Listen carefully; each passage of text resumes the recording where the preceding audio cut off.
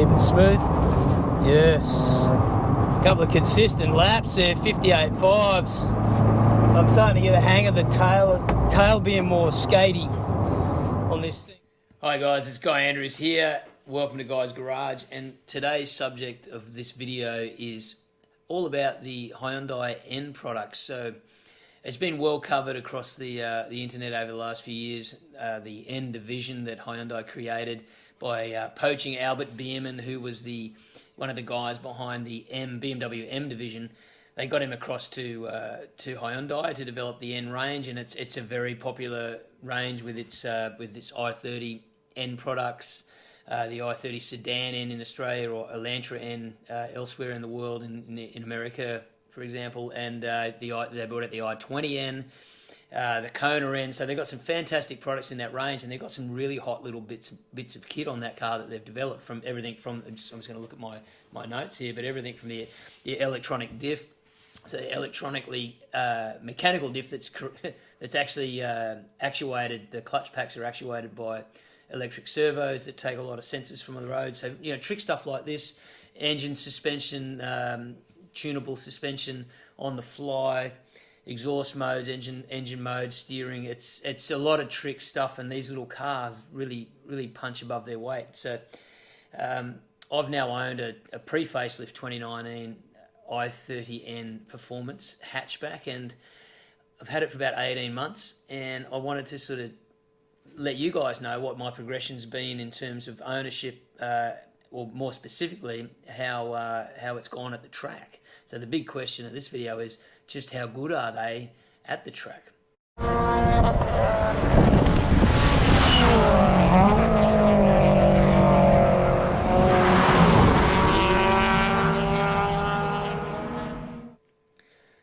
So my first outing when I got the car was in our winter here in Australia and Southern Hemisphere in June in 2022, and the car had some Yokohama AD08R rubber on the fronts and some old Hankook RS4 rear tyres. The rest of the car was stock. Just had some 15mm lowering springs, eibach lowering springs. But the big thing, those tyres were actually 18 by 235 40s, so they weren't the original 19-inch rims that they came out with. They were actually 18s, so a little bit more of a sidewall in that tyre. It's a popular modification with these cars, so they're a 9-inch wide rim, so a little bit under-tired for the size of the rim, but 235. But they were the main mods to the car, just the little lowering springs and the tyres. And the time at the Queensland Raceway, that's my local track, and I'm just going to pick the Sprint circuit, which is a sort of a 1.8 kilometre circuit, and the times will only become significant later in this story when I compare it to some of the other more well-known cars like BMWs and Porsches, etc. But so let's bear with me here on this. It's the first time out at the track I did a 60.5930 in that car with a full interior, everything functioning, and went away, reviewed all the driving, sent actually the driving video off to a good mate of mine who's actually a famous Bathurst 1000 here, Tony Longhurst, who used to be an ex-V8 driver, a BMW driver of the year in the 80s, and drove one actually Bathurst 1000 in a Ford Sierra. So he gave me some great tips. He's been a mentor of mine with my driving for years now, and he said, look, Guy, just smooth things out, particularly with a front-wheel drive car. So this is a big tip in terms of the driving mods that we talk about, driving mods, not only car mods, but the driving mods. He said, smooth out your steering inputs. It's any car, you need to be very smooth on the racetrack and just really be gentle and progressive on the throttle, but also very progressive and on the steering. So the more steering you put into the car, the more friction you're putting through the front tyres, particularly the front-wheel drive car, as tricky as that diff is, it's got to put all that power down through the front wheels and steer and do a lot of work.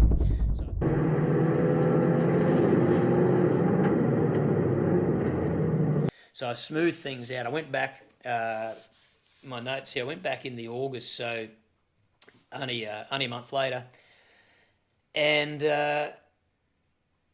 actually did a 58.686, and the driving mods really made a big difference, but also I found that these cars suffer a little bit from heat soak. So if you're running a standard intercooler, no oil cooler, anything like that, the temperatures do get up fairly quickly, even in winter, and you need to give them a good cool down period. I remember being stuck at 59 second laps and then going up the road to get some fuel and getting some good airflow through the car, and then coming back with the oil temperatures much further down, and then actually did a 58.686, so that was a significant jump in time there.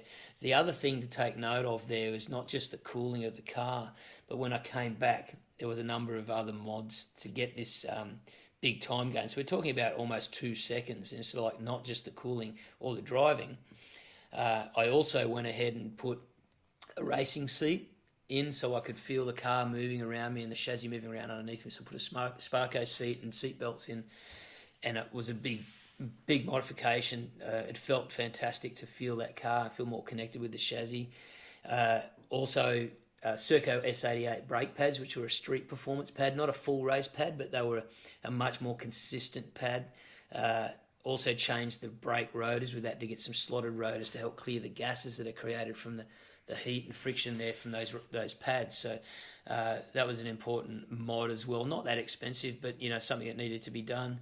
Along with the seat, the new race seat, which saved me about 13 kilos just from the standard seat. I also took out the rear seats, and I've got another video there I can link in the up the top here right now. But that was some 70 kilos in saving between all those seats, so quite a significant amount of saving. Basically another decent sized human in there. And along with that mod, I also got a DTUK piggyback computer. So a lot of people use the race chip mod, and I went with the DTUK one. It came to my attention through the guys that were running the GR Yaris's using this DTUK product, and they had a product for the Hyundai, and it certainly gave me some more speed and a bit of advantage. I'll actually link another video there where I've tested it back to back with acceleration run in a specific range of speed at the racetrack, so sort of 70 to 120, and it did make some gains. I haven't had a dyno, so I can't tell you exactly what the power gains are, but on track definitely. So that was quite a few mods that I did to get those couple of seconds, not only the driving. I missed all the summer. I was busy with work. The summer, the cars don't love the heat soak in summer, so I just thought, you know what, I'm going to park it up and not try and get any PBs, because I love going to the track and just going faster every time. I knew I wouldn't be able to go faster. I did realise that everyone was running these new Bridgestone Potenza RE71RS tyres, and I thought, I've just bought these new CRS tyres, but everyone that's fast seems to run these new Potenzas, so I grabbed two only for the front, still in a 235. I can't run any wider tyres with the offset wheels that I've got because they'll scrub. So 235 40s. I put the Potenza RE71RS tyres on the front, and I'll tell you the difference in the front end response, especially mid-corner, adjusting your line mid-corner, and just the sidewall stiffness was so much better. And with the front ends of these, particularly the pre-facelift model, you can't put any camber other than the max camber I could get in the front, neg camber I could get in the front of my car is about 1.5 degrees. So it's not a lot. I'd love to have double that in the front end. You just can't get it with the McPherson strut setup. So you struggle there. So that stiffer front end, stiffer sidewall tyre really helped the front end of that car turn in. So I put those tyres on, left the CRS tyres on the rear, and also was allowed in the new regs when I turned up at the track to have no passenger seat in. I've got electric seats in the Lux model car that I've got. The seat actually weighed 42 kilos, so I got that out. That's another half a dude. And then it was becoming a bit less practical as a car. Now I've got no seats in the thing. Sounds are like a cacophony of sound going around in there, and at the racetrack's fantastic, but if you want to go for a drive on the street, not only is it illegal, but it is completely impractical and sounds terrible. But it did result in me doing a 58.5 second lap, which is starting to get into some pretty quick territory amongst some fast cars. So I was pretty excited. The other thing I must note that I changed with the front tyres, I've come across a second-hand whiteline rear sway bar, 24mm, the biggest one you can get, I think, and it was on the softest setting, There's 2 settings, and I whacked that in, and the car was really quite taily. It was sliding around. Really had to get those rear tyres working, and so I was trying to get confident with that feeling. And those hatches are fun to drive like that. And if you really let the car, don't decelerate, have too much throttle off oversteer in these front wheel drive cars, especially with a lively rear end like that, you can get some really good lap times out of it. So just working around that, getting used to it, and trying to keep that throttle smooth, keep the steering input smooth, resulted in a 58.5 a month later. So we're now in May in 2023. It was not as cool. It was starting to cool off and get a bit better, but I went out to do an event called the Euro versus Asia Day, and I rocked up with all these mods. Hadn't done anything else, but I was definitely getting more confidence in the way the car was moving around, and scored a 57.89. So this is all of a sudden now what they call in the Queensland Time Attack series, which I'm in my local area, a holy grail time. So anything under 58 seconds at the Queensland Raceway Sprint track is considered the holy grail. And so I was pretty chuffed to get that time. I didn't expect to go that quick, but these RE71RS front tyres are really working now. My confidence in the high-speed corners with that more lively rear end with the sway bar really coming up. I was joining cars like M2s, BMW M2 competitions. Oh, yes, they were faster, but, this is the holy grail list. GR Yaris's with lots of mods, the full house, wheels, suspension, coilovers, everything. Not far behind and in front in some instances. Lots of Evos, and of course high-end stuff like Porsches, and going as fast as low 50s, a lot faster than my car. But it's just nice to be that far up, and there's plenty of good stuff behind me. So moving on, King of QR was the next event, and that was only about a month ago, and I went and got a realignment done on the car. A race alignment was very important. I highly recommend, if you've got one of these little cars, get the right alignment. I had one earlier, but it's been a year. I started really working on starting at very low tyre pressures, like 26 psi in the front end, and then building. The temperatures come up quite quick, and if you don't get that right, it can really affect everything from brake fade to obviously handling. And just always write that down and record your temperatures to see where you're at. But now I'm at King QR, and I go out and getting some consistent seat time. I'd put some events together back to back, and I managed a 57.69. I didn't think I'd go faster again, but fantastic lap times, right up there with a buddy of mine. Actually, I can link a link up top here where I race up against a friend of mine racing his new FL5 Honda Civic Type R with the same similar mods, all the big wheels and the RE71 tyres, but those Civics have 275 tyres on, or can fit them, and he has them on this car. So have a look at that video. But keeping him honest. So where to now?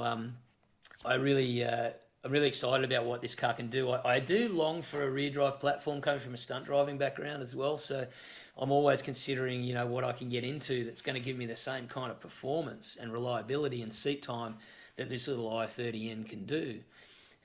But there's not a lot on the market in this price range that is rear drive. Maybe a Toyota 86, but again, they need a fair few mods to go as quick as this. So yeah, it's a bit of a hard one to decide what to do, whether to continue developing this chassis, see how fast it can go, or sell up and start something fresh, or or just bide my time, save my money, and get into an M2 or something like that. Why don't you guys tell me what you think you'd do if you're in the same situation?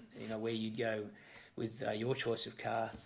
Just to recap, if you've got one of these cars, or you're thinking about getting one of these cars, to get down to these sort of times, this car has obviously the wheels and tyres, 18-inch tyres with Bridgestone Potenza RE71RS tyres on it, in 235 still, only fairly narrow. Weight reduction of up to 100 kilos. I still haven't done a lithium battery, which is another large expense, but probably another 10 or 15 kilos saving. Race seat and seat belts to give you that feel. A piggyback computer, so you can get a little bit extra. I'd probably recommend getting a proper tune. And obviously there's a whole list of bolt-on mods that you can do with these cars to get lots more power, so that could be coming. The rear sway bar was a good, cheap way to get the car to really rotate and turn in well. And the Sparco S88 brake pads and Dot 4 fluid I haven't done the braided lines, but I'd recommend that as well. So yeah, I haven't done a whole bunch of mods, and I got a lot of good reliable seat time, and I think a lot of time came from the driving, just learning to go faster and develop your own driving technique. And I think that's what's great about these reliable little Hyundai N cars.